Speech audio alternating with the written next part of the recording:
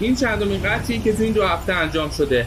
همشون هم به طرز خیلی بدی کشته میشن و بعد یه گوشه از شهر جنازه هاشون پیدا میشه. خب توماس بگو ببینم اطلاعات این یکی چیه؟ قربان اسمش لئوناردو کاردیو هست و حدوداً 46 سالش بوده و اینم مثل اون چندتای قبلی روی بدنش یه سری خالکوبی و تتو وجود داره. اینم مثل اون چندتای قبلی با یه نوع اسلحه کشته شده، درسته؟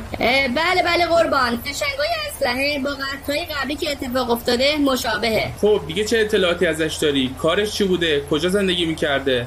قربان متاسفانه اطلاعات دیگه‌ای در دسترس نیست، فقط همینایی بود که بهتون گفتم. این خالکوبی‌ها رو بدن همشون مشترکه. احتمالاً عضو یه باند خاصی باید باشن. الان ازش یه عکس میگیرم و برای لستر میفرستم. شاید بتونی یه سرنخی ازش پیدا کنه.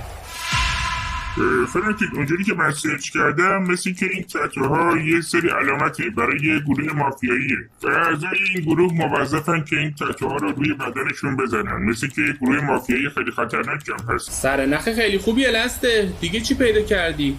دیگه اطلاعات دیگه ازش نیست فرانکلین. فقط مثل این که هفته گذشته یه تراکنش مالی خیلی زیادی داشته. یعنی یه پول خیلی زیادی هفته گذشته وارد حسابش شده که اطلاعات واریز کننده اصلا مشخص نیست. فقط مشخصه که پولا به یه بانک کوچیک تو محله نورتگانتون انتقال داده شده. خوبه، پس من یه سر میرم اون منطقه. فعلا لسته. خب توماس آماده شو، باید بری. چی شده قربان، سرنخ پیدا کردید؟ آره همراه هم بیا.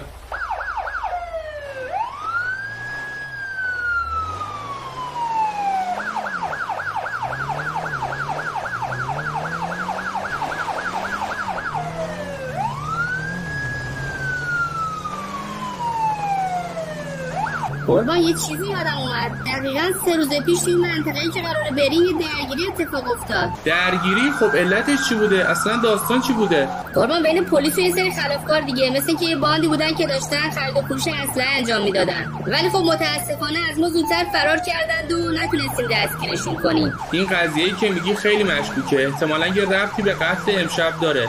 باید یه سر بریم اونجا.